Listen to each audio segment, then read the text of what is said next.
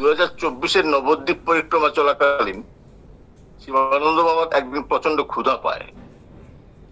বাবা তখন নবদ্বীপে জন্মস্থান মন্দিরে ছিলেন। হঠাৎ এক মাতাজি বাবাকে সেবা দেওয়ার নিমিত্তে থালা ভর্তি মন্দিরের ভোগ প্রসাদ নিবেদন করেন। তার মধ্যে থেকে বাবা অল্প পরিমাণ নিয়ে ক্ষুধা নিবৃত্ত করেন।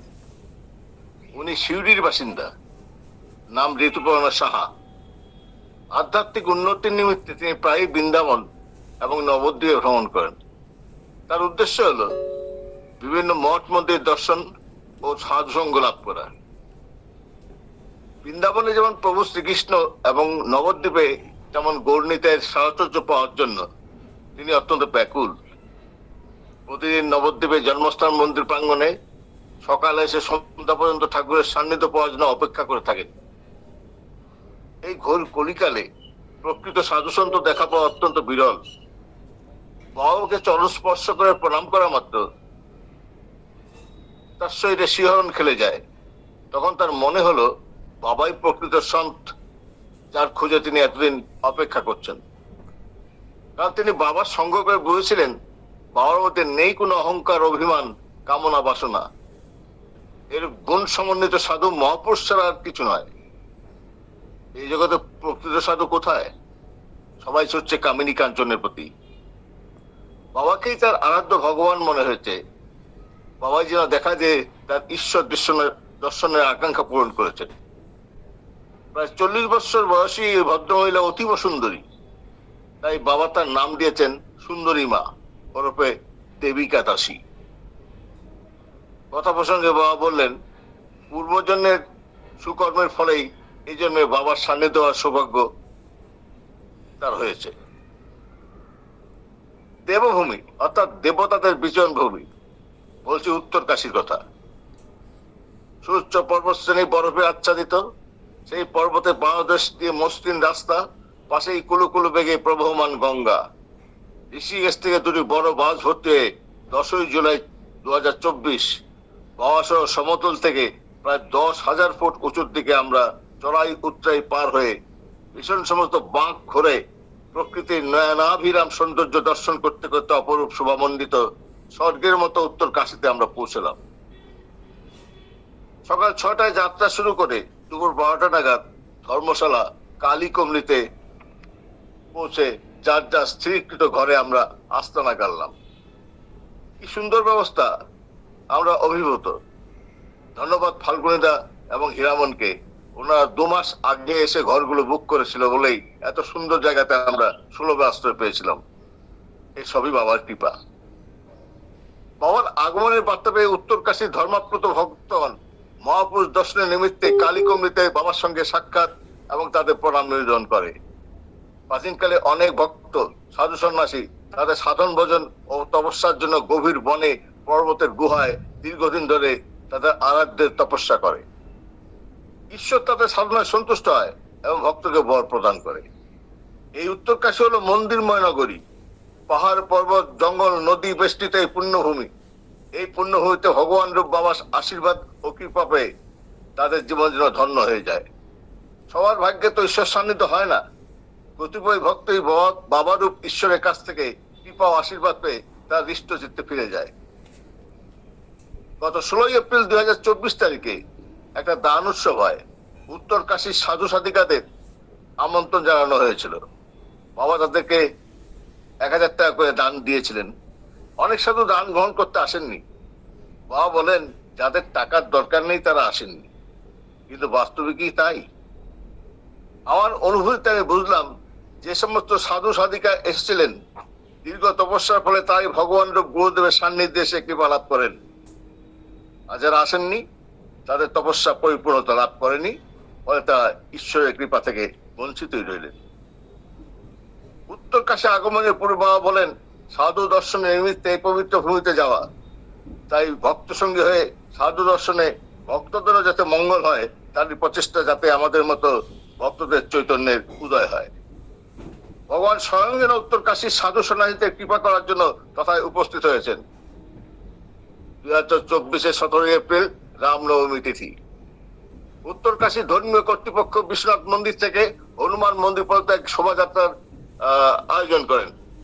প্রধান অতিথি হিসেবে তারা শিবানন্দ বাবাকে নির্বাচিত করেন। উত্তরকাশীতে তো অসংখ্য সাধুর বাস, কিন্তু তাদের কাউকে নির্বাচিত না করে বাবাকে তারা সম্মানের সঙ্গে রথের উপর আসন প্রদান করেন। কর্তৃপক্ষের দৃষ্টিতে বাবা যে সাধারণ কেউ নন তা তারা উপলব্ধি করেন যে বাবা একজন প্রকৃত মহাপুরুষ। বিশ্বনাথ মন্দির থেকে হনুমান মন্দির পর্যন্ত শোভাযাত্রাটি বিভিন্ন মন্দির এবং নগর পরিক্রমার মাধ্যমে উদ্দিষ্ট স্থানে পৌঁছায়। এই শোভাযাত্রায় সাধু সন্ন্যাসী, সাধিকা মাতা এবং প্রচুর ভক্ত অংশগ্রহণ করেছিলেন। রথের পরে বিশ্বের বিস্ময় 3 শতাব্দীর সাক্ষী বাবাকে দেখে রাস্তার দুধারে সমবেত ভক্তগণ ও সাধারণ নরনারী শ্রদ্ধাপ্লুত হৃদয়ে তাদের প্রণাম নিবেদন করে নিজেদেরকে ধন্য করেন। শোভাযাত্রা চলাকালীন রথে উপবিষ্ট বাবার সঙ্গে রাস্তার পাশে একটু দূরে দণ্ডায়মান এক সাধিকা মাতার চোখে চোখে ভাব বিনিময় ঘটে। রতনে রতন চেনে। বাবাকে দর্শন করার পরেই সাধিকা মায়ের অন্তর অস্থির হয়ে পড়ে। তিনি বুঝতে পারেন এই তো সাধারণ কেউ নন। তার অন্তর্দৃষ্টিতে বাবাকে ঈশ্বর বলেই মনে হলো। ইনার সঙ্গে সাক্ষাৎ করতেই হবে। সেই মানুষে তিনি কালীকমলি ধর্মশালায় বাবার সঙ্গে সাক্ষাৎ করেন। তিনি দেখলেন তার সামনে উপবিষ্ট শান্ত স্নিগ্ধ সৌম্য এক তেজোদ্দীপ্ত মূর্তি, যার দিব্য দৃষ্টিতে বরাভয়তার আশ্বাস। সাষ্টাঙ্গে তিনি তার প্রণাম নিবেদন করলেন। প্রণাম নিবেদনের পর তার মনের মণিকোঠায় একটা প্রশ্ন ঘুরপাক খাচ্ছিল, কে ইনি? ইনি কি সেই দিব্য পুরুষ যার খোঁজে তিনি দীর্ঘদিন যাবৎ সাধন ভজন ও তপস্যা করে তীর্থে তীর্থে ঘুরে বেড়াচ্ছেন? জীবের মঙ্গলের জন্য নিজেকে পুরোপুরি বিলিয়ে দিয়েছেন। সংসারে মায়া আসক্তি কাটিয়ে তীর্থে তীর্থে ঘুরে উত্তর কাশীতে উপস্থিত হয়েছেন। যদি তার অভিষ্ট পরম পুরুষের সাক্ষাৎ ঘটে, সাক্ষাৎ হলে তিনি তাকে বলবেন, হে প্রভু, পৃথিবীর সমস্ত জীবকে তুমি কৃপা করো, তারা বড় অসহায়, তাদের সঠিক মার্গের দিশা দেখিয়ে উদ্ধার করো। পরিচয়ে জানা গেল সাধিকা মা একজন বাঙালি এবং মাঝবয়সী। উত্তরকাশী পূর্বে আধ্যাত্ম সাধনের জন্য এক আশ্রম ও বিদ্যালয় স্থাপন করেছিলেন। বেদান্ত শিক্ষা লাভের জন্য তিনি এখন উত্তরকাশীতে অবস্থান করছেন। শর্মিলা মাতাজি নামে তিনি পরিচিত। নানা সমস্যা নিয়ে তিনি বাবাকে বিভিন্ন প্রশ্ন করেছিলেন এবং বাবার কাছ থেকে সমস্ত প্রশ্নের সমাধান পেয়ে সন্তোষ প্রকাশ করেন। শর্মিলা মাতাজি বাবার কাছ থেকে জেনেছিলেন বারাণসীর বিশ্বনাথ এবং উত্তরকাশীর বিশ্বনাথ একই। এই বিশ্বনাথ মন্দিরে মাতাজি প্রতিদিন শিবলিঙ্গে গঙ্গা জল চড়াতেন। মন্দিরের পুরোহিতের সঙ্গে তার অন্তরঙ্গ পরিচিতি ঘটে।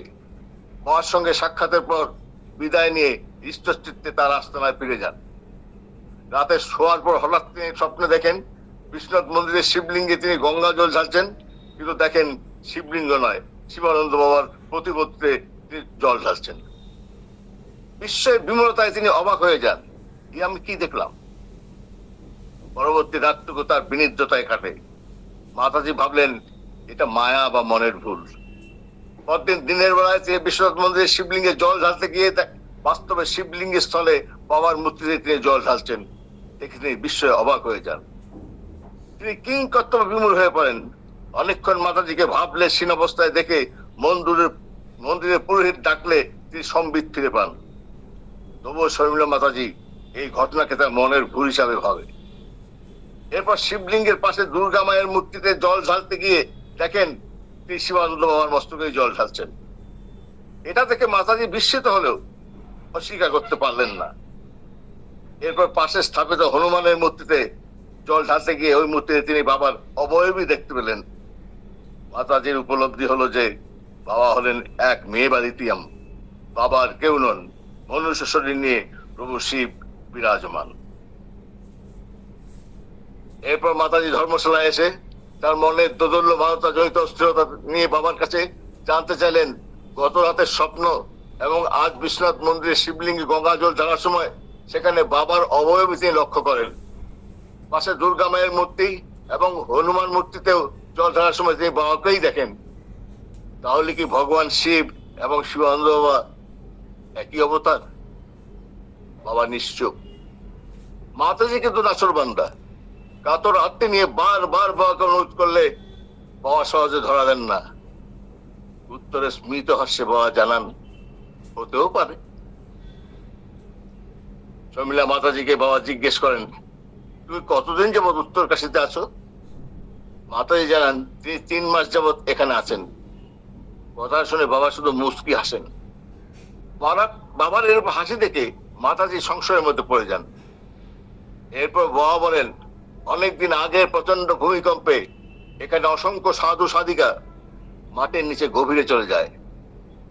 আজ থেকে বহু বছর আগের ঘটনা। কোন সাধু সাধিকাই কিন্তু মাটির নিচে চাওয়া পড়ার সঠিক সংখ্যা বলতে পারে নাই।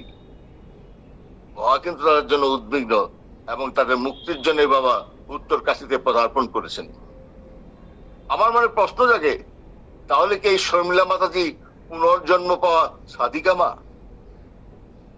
বাবার সান্নিধ্যে তারও যেন মুক্তি লাভ হয়েছে। প্রণাম, আজকে এই পর্যন্তই থাক।